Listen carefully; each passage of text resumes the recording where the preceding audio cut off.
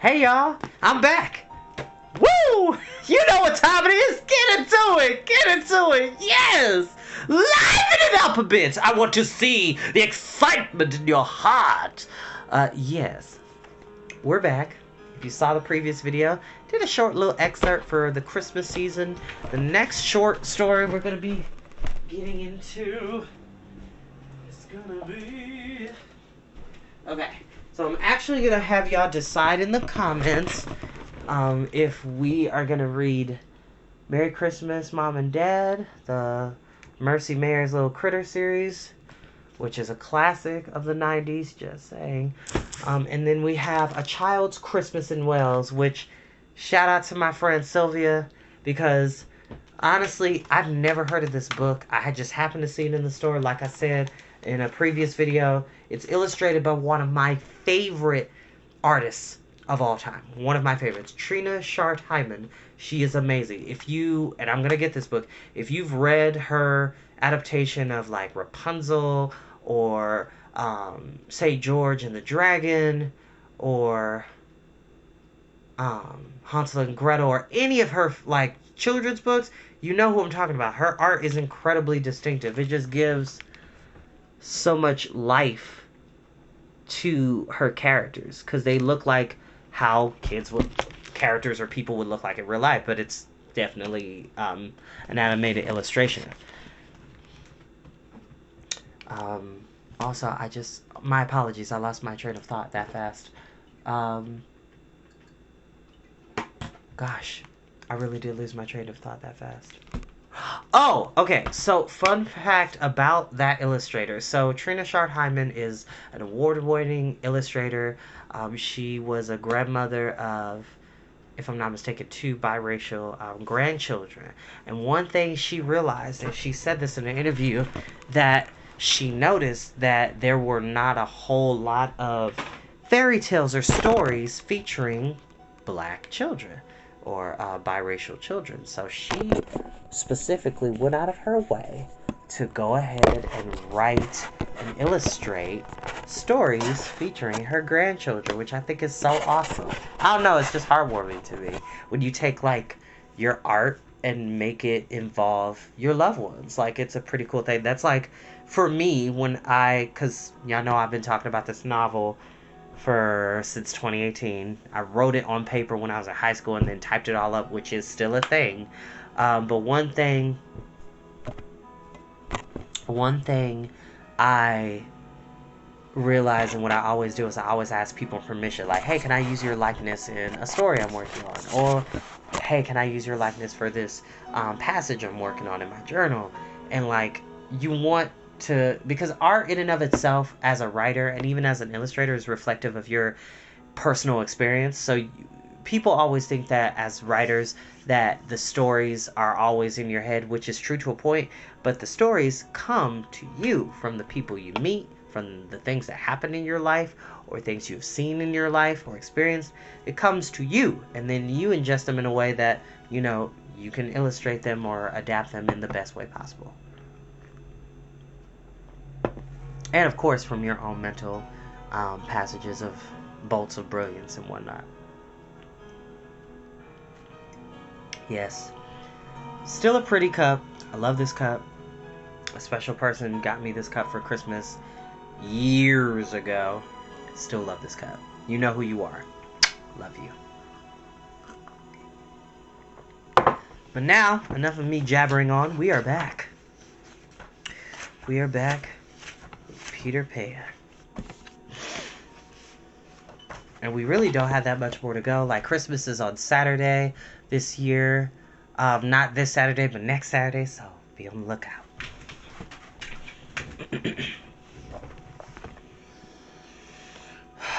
Chapter 10. The Happy Home. One important result of the brush on the lagoon was that it made the natives their friends. Peter had saved Tiger Lily from a dreadful fate. Now there was nothing she and her braves would not do for him. All night they sat above, keeping watch over the home under the ground, and awaiting the big attack by the pirates, which obviously could not be much longer delayed. Even by day they hung about, smoking the pipe of peace and looking almost as if they wanted titbits to eat. They called Peter the Great White Father, prostrating themselves before him, and he liked this tremendously, so that it was not really good for him. The great white eagle, he would say to them in a very lordly manner as they groveled to his feet, is glad to see the warriors protecting his wigwam from the pirates. Me, Tiger Lily, that lovely creature would reply. Peter Pan saved me. Me, his very nice friend. Me no let pirates hurt him. She was far too pretty to cringe in this way, but Peter thought as is due he would answer condescendingly, "It is good. Peter Pan has spoken." Always when he said Peter Pan has spoken, it meant that they must now shut up, and they accepted it humbly in that spirit. But they were by no means so respectful to the other boys, whom they looked upon as just ordinary boys. They said, "How do?" to them, and things like that, and what annoyed the boys was that Peter seemed to think that this was all right. Secretly, Wendy sympathized with them a little, but she was far too loyal a housewife to listen to any complaints against Father. "Father knows best," she always said. Whatever her private opinion may be, her private opinion was that the natives should not call her a squaw. Would he have now reached the evening that was to be known among them as the Night of Nights because of his adventures and their upshot, the day, as if quietly gathered its forces, had been almost uneventful, and now the natives in their blankets were at their posts above, while below the children were having their evening meal, all except Peter, who had gone out to get the time. The way you got the time on the island was to find the crocodile, and then stay near him till the clock struck. This meal happened to be a make-believe tea, and they sat around the board guzzling in their greed, and really, what with their chatter and recriminations, the noise, as Wendy said, was positively deafening. To be sure, she did not mind noise, but she simply would not have them grabbing things and then accusing themselves by saying that Toodles had pushed their elbow. There was a fixed rule that they must never hit back at meals, but she referred the matter of dispute to Wendy by raising the right arm politely and saying, "I complain of so-and-so," but what usually happened was that they forgot to do this and did it too often.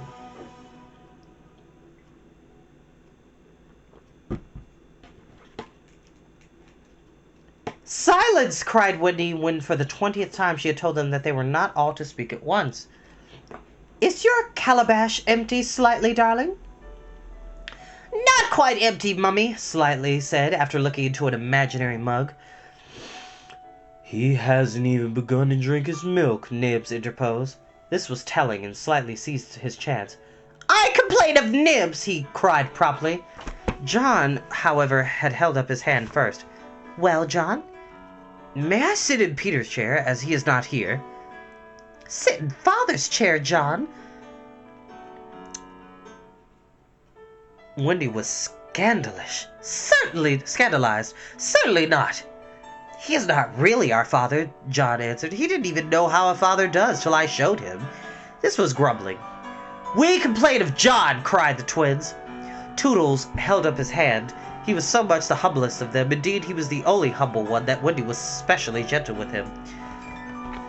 "I don't suppose," Toodles said diffidently, "that I could be father." "No, Toodles." Once Toodles began, which was not very often, he had a silly way of going on. "As I can't be father," he said heavily, "I don't suppose, Michael, you would let him be baby." "No, I won't," Michael rapped out. He was already in his basket. "As I can't be baby," Toodles said, getting heavier and heavier, "do you think I could be a twin?" "No, indeed," replied the twins. "It's awfully difficult to be a twin." "As I can't be anything important," said Toodles, "would any of you like to see me do a trick?" "No!" they all replied. Then at last he stopped. "I hadn't really any hope," he said. The hateful telling broke out again. "Slightly is coughing on the table. The twins began with cheesecakes. Curly is taking both butter and honey. Nibs is speaking with his mouth full. I complain of the twins. I complain of Curly. I complain of Nibs." Oh dear," cried Wendy. "I'm sure I sometimes think that spinsters are to be envied." She told them to clear away and sat down in her work-basket. A heavy load of stockings and every knee with a hole in it as usual. "Wendy," remonstrated Michael, "I'm too big for a cradle." "I must have somebody in a cradle," she said almost tartly, "and you're the littlest. A cradle is such a nice homely thing to have about in a house." While she sewed, they played around, such a group of happy faces and dancing limbs lit up by that romantic fire. It had become a very familiar scene, this in the home under the ground, but we are looking on it for the last time. There was a step above, and Wendy, you may be sure, was the first to recognize it. "Children, I hear your father's feet. He likes you to meet him at the door." Above, the natives crouched before Peter. "Watch well, braves, I have spoken." And then, as so often before, the gay children dragged him from his tree, and so often before, but never again. He had brought nuts for the boys as well as the correct time for Wendy. "Peter, you just spoil them, you know," Wendy simpered. "Ah, old lady," said Peter, hanging up his gun. It was me told him mothers are called old lady," Michael whispered to Curly. "I complained of Michael," said Curly hesitantly. The first twin came to Peter. "Father, we want to dance." "Dance away, my little man," said Peter, who was in high good humor. "But we want you to dance." Peter was really the best dancer among them, but he pretended to be scandalized. "Me? My old bones would rattle. And Mummy, too." "What?" cried Wendy. "The mother of such an armful dance." Which is kind of like me, because, like, I can dance, but, like, you know, I can't break it down like I used to, okay, y'all? I'm 30 now, so my knees are not what they used to be. I don't have Megan knees, for those who know what that means.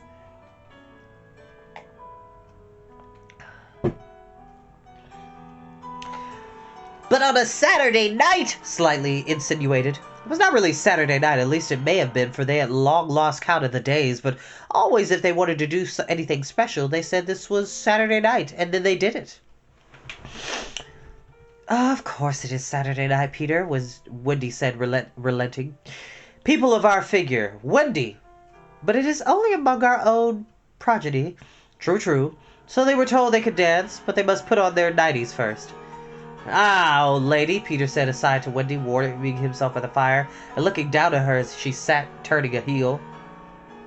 "There is nothing more pleasant of an evening for you and me when the day's toil is over than to rest by the fire with the little ones nearby." "It is sweet, Peter, isn't it?" Wendy said, frightfully gratified. "Peter, I think Curly has your nose." "Michael takes after you." She went to him and put her hand on his shoulder. "Ah, dear Peter," she said, "with such a large family, of course, I have now passed my best. But you don't want to change me, do you?" "No, Wendy." Certainly he did not want change, but he looked at her uncomfortably, blinking, you know, like one not sure whether he was awake or asleep. "Peter, what is it?" "I was just thinking," he said, a little scared. "Is it only make-believe, isn't it, that I am their father?" "Oh, yes," Wendy said primly.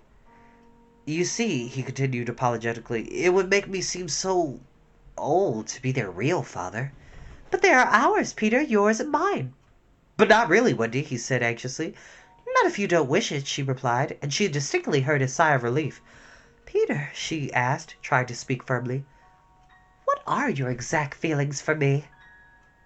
"Those of a devoted son, Wendy." "I thought so," she said, and went on and sat by herself at the extreme end of the room. "You are so queer," he said, frankly puzzled. "And Tiger Lily's just the same. There's something she wants to be to me, but she says it's not my mother." "No, indeed it's not," Wendy replied with frightful emphasis. "Now we know why she was prejudiced against the natives." "Then what is it?" "It isn't for a lady to tell." "Oh, very well," Peter said, a little nettled. "Perhaps Tinkerbell will tell me." "Oh, yes, Tinkerbell will tell you," Wendy retorted scornfully. "She is an abandoned little creature." Here Tink, who was in her boudoir eavesdropping, squeaked out with something impudent. "She says she glories in being abandoned," Peter interrupted. He had a sudden idea. "Perhaps Tink wants to be my mother." "You silly boy," cried Tinkerbell in a passion. She had said it so often that Wendy needed no translation. "I almost agree with her," Wendy snapped. Fancy Wendy snapping, but she had been much tired, and she little knew what was to happen before the night was out. If she had known, she would not have snapped. None of them knew. Perhaps it was best not to know.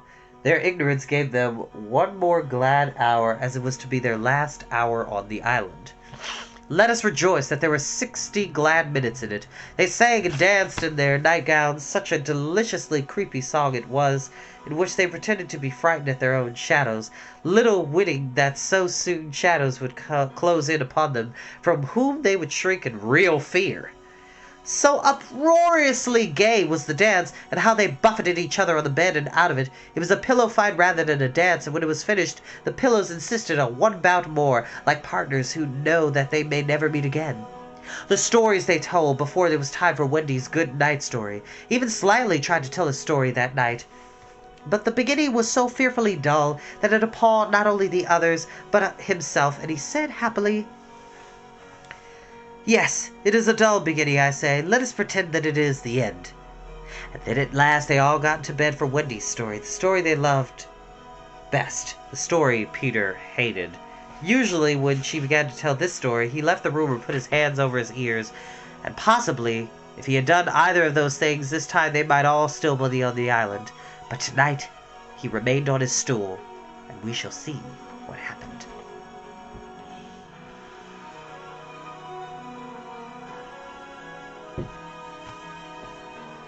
Chapter 11.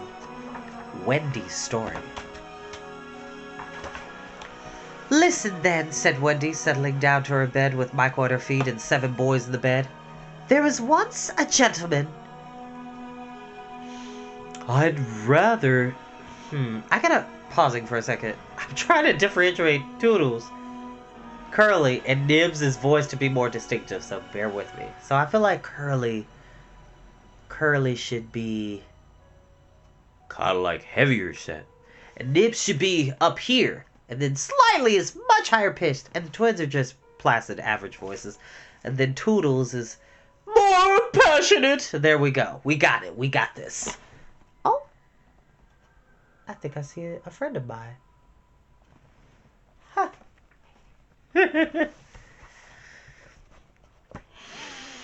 "I'd rather he had been a lady," Curly said. "I wish he had been a white rat," said Nibs. "Quiet," their mother admonished them. "There was a lady also, and—" "Oh, mummies," cried the first twin. "You mean that there is a lady also, don't you? She's not dead, is she?" "Oh, no." "I am awfully glad she isn't dead," said Toodles. "Are you glad, John?" "Of course I am." "Are you glad, Nibs? Rather. Are you glad, twins?" "We are just glad." "Oh, dear," sighed Wendy. "Little less noise there," Peter called out, determined that she should have fair play, however beastly a story it might be in his opinion. "The gentleman's name," Wendy continued, "was Mr. Darling, and her name was Mrs. Darling." "I knew them," John said to annoy the others. "I think I knew them," said Michael rather doubtfully. "They were married, you know," explained Wendy. "And what do you think they had?" "White rats!" cried Nibs, inspired. "No." "It's awfully puzzling," said Toodles, who knew the story by heart. "Quite, Toodles. They had 3 descendants." "What is descendants?" "Well, you are one, twin." "Do you hear that, John? I'm a descendant." "Descendants are only children," said John. Oh, dear, sighed Wendy. "Now these 3 children had a faithful nurse called Nana, but Mr. Darling was angry with her and chained her up in the yard, and so all the children flew away." "It's an awful good story," said Nibs. "They flew away," Wendy continued, "to the Neverland where the lost children are." So if you look closely, we got the tribe that's looking out for Peter and the gang up above. You have all the boys in bed listening to Wendy's story. Then you got Michael up here and then Peter on the stool.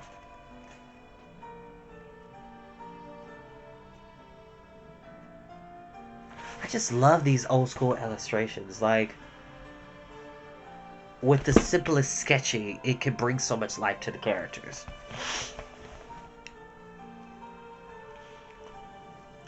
"I just thought they did," Curly broke out excitedly. "I don't know how it is, but I just thought they did." "Oh, Wendy," cried Toodles. "Was one of the lost children called Toodles?" "Yes, he was." "I am in a story! Hurrah! I am in a story, Nibs!" "Hush! I want you to consider the feelings of the unhappy parents with all their children flown away." "Oh," they all moaned, though they were not really considering the feelings of the unhappy parents one joint. "Think of the empty beds! It's awfully sad, the first twin said cheerfully. I don't see how it could have a happy ending, said the second twin. Do you, Nibs? I'm frightfully anxious. If you knew how great is a mother's love, Wendy told them triumphantly, you would have no fear. She had now come to the part that Peter hated. I do like a mother's love, said Toodles, hitting Nibs with a pillow. Do you like a mother's love, Nibs? I do just, said Nibs, hitting back.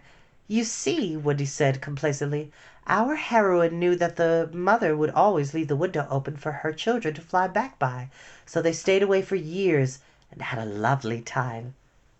Did they ever go back?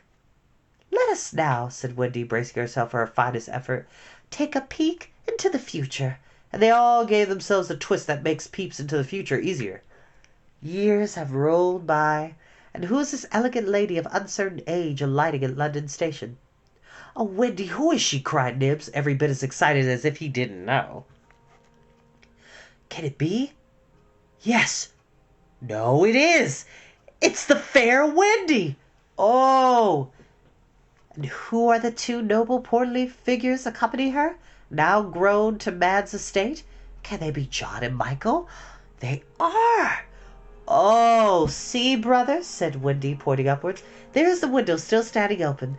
Ah, now we are rewarded for our sublime faith in a mother's love. So up they flew to their mummy and daddy, and pen cannot describe the happy scene over which we draw a veil. That was the story, and they were as pleased with it as the fair narrator herself. Everything just as it should be, you see. Off we skipped like the most heartless things in the world, which is what children are, but so attractive. And we have no entirely selfish time, and then when we have need of special attention, we nobly return for it, confident that we shall be embraced instead of smacked. So great indeed was their faith in a mother's love that they felt that they could afford to be callous for a bit longer. But there was one there who knew better, and when Wendy finished he uttered a hollow growl. Ugh. What is it, Peter? She cried, running to him, thinking he was ill. She felt him solicitously lowering down than his chest. Where is it, Peter? It isn't that kind of pain, Peter replied darkly. Then what is it? Wendy, you're wrong about mothers. They all gathered around him in a fright, so alarming was his agitation. With a fine candor he told them what he had hitherto concealed.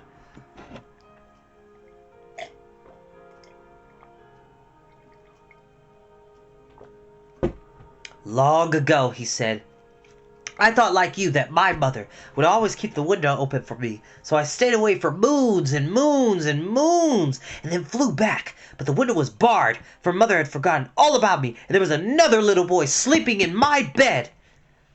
And I'm not sure that this was true, but Peter thought it was true, and it scared them.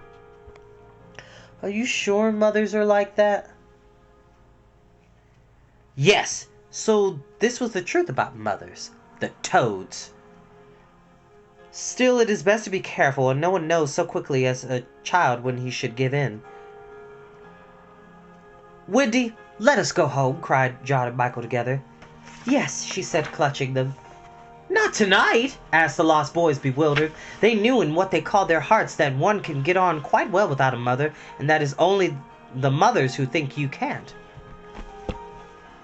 At once, Wendy replied resolutely, for the horrible thought had come to her. Perhaps mother is half mourning by this time. This dread made her forget of what must be Peter's feelings, and she said to him rather sharply, Peter, will you make the necessary arrangements? If you wish it, he replied as coolly as if he asked him to pass the nuts. Not so much as a sorry to lose you between them. Even if she did not mind the parting, he was going to show her, was Peter, that neither did he. But of course he cared very much, and he was so full of wrath against adults, grown-ups, who as usual were spoiling everything. All my friends are just walking outside. I'm sorry, y'all. Shout out to all my friends in Yellow Springs. Everybody's just out and about today, which is a good thing because it's 60 degrees in the middle of December, which is not supposed to be happening in Ohio right now, but I'm not complaining. Welcome to global warming.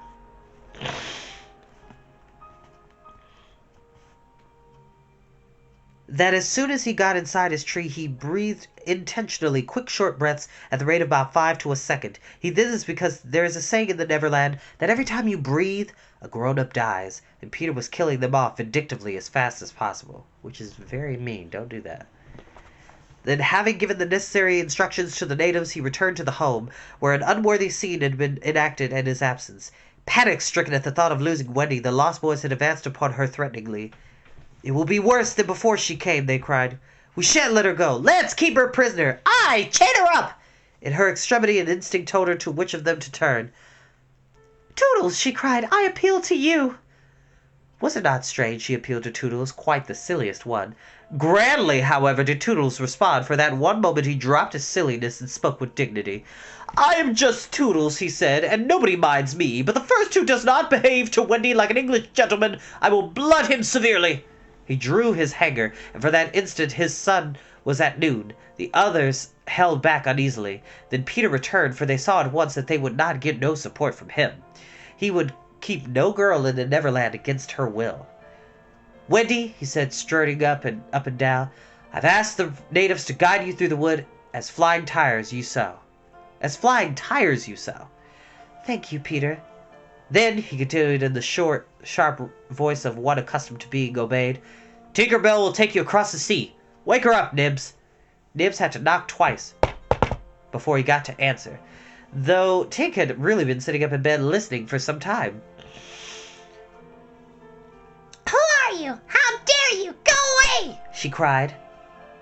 "You're to get up, Tink," Nibs called, "and take Wendy on a journey." Of course, Tink had been delighted to hear that Wendy was going, but she was jolly well determined not to be her courier, and she said so in some more offensive language. Then she pretended to be asleep again. "She says she won't," Nibs explained, aghast at such insubordination, whereupon Peter went sternly toward the young lady's chamber. "Tink," he rapped out, "if you don't get up and dress at once, I will open up the curtains, and then we shall see you in your negligee." This made her leap to the floor. "Who said I wasn't getting up?" she cried. In the meantime, the boys were gazing very forlornly at Wendy, now equipping John and Michael for the journey. By this time they were dejected, not merely because they were about to lose her, but also because they felt that she was going off to something nice to which they had not been invited. Novelty was beckoning to them as usual. Crediting them with a nobler feeling, Wendy melted. "Dear ones," she said, "if you will all come with me, I feel almost sure I could get my father and mother to adopt you."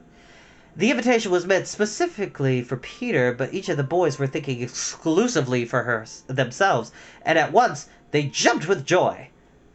"But won't they think us rather a handful?" Nibs asked in the middle of his jump. "Oh, no," said Wendy, rapidly thinking it out. "It will only mean having a few beds in the drawing room. They can be hidden behind screens on first Thursdays."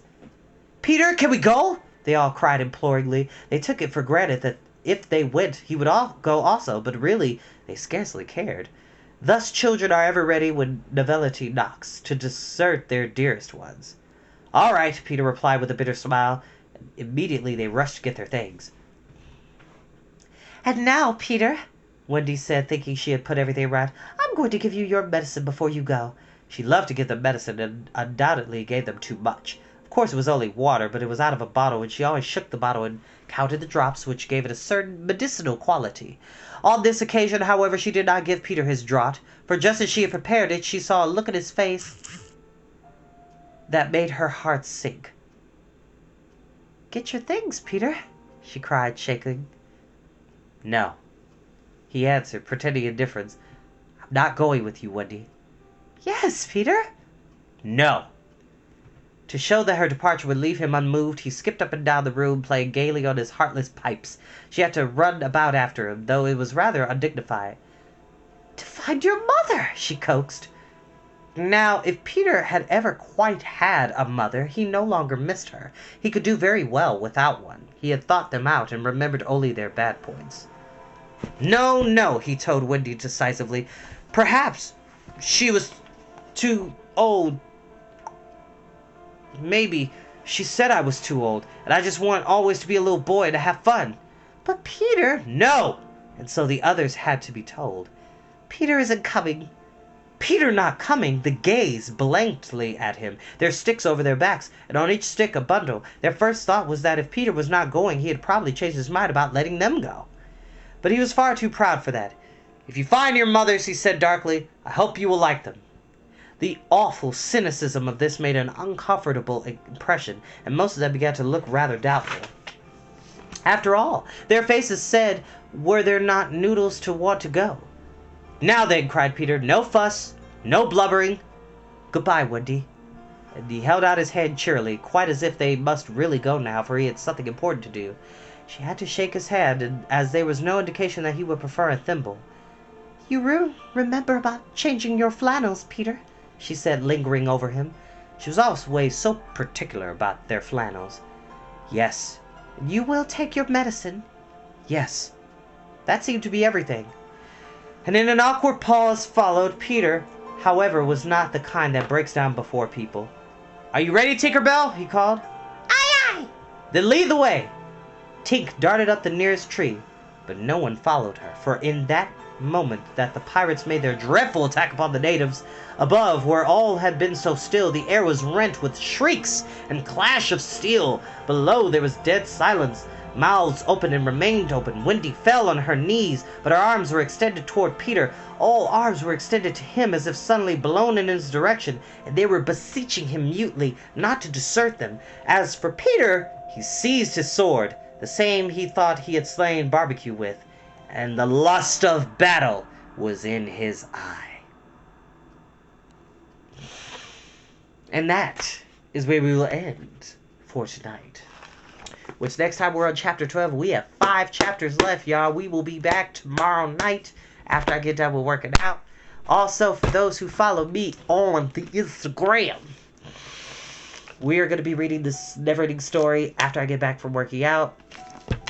These next few chapters are not long, so I'm going to read at least 2 of them.